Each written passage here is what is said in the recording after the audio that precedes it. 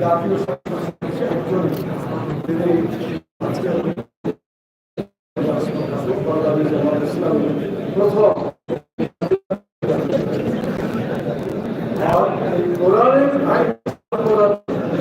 মহিলাদের পাশে যে প্রেরণা থাকা দরকার, এই প্রেরণার প্রথম মহিলা হিসেবে আমি যাকে পেয়েছি তিনি আমাদের শেখুল্লাহ মনসুরের আম্মা।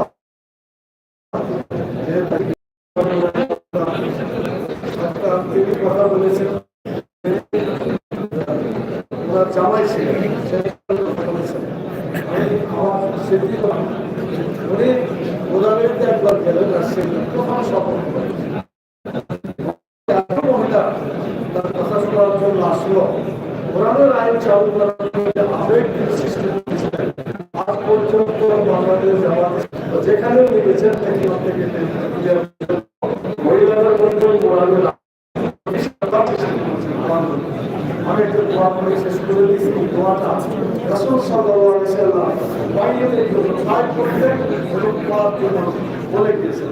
আমি বলবো আপনারা আমি বলতে ছিল আল্লাহ আপনার মানুষের রাহা আল্লাহ তোমাকে মাফ করে দাও, তোমাকে রহম করো, আপনি আল্লাহ তোমাকে নিরাপত্তা দান করো, আপনার রোজে রাহা তুমি তাকে সম্মানিত মেহমান হিসেবে কবুল করো, অবশ্যই মুখ খারাপ তুমি তার কবরকে প্রশস্ত করে দাও,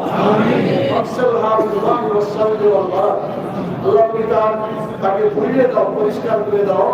পানি বরফ খুশিলা আছে অনেকে আমাদের খাতায়া নময় মাকাসাউলা বিল্লাহ, আল্লাহ তাকে ওইরকম পবিত্র করো যেমন সাদা কাপড় ময়লা থেকে পবিত্র হয়ে যায়। আমিন।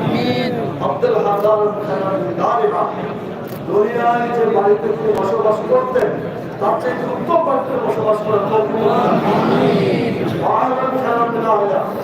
এবং তিনি যে আহারে বসবাস করতেন দুনিয়ায় তার চেয়ে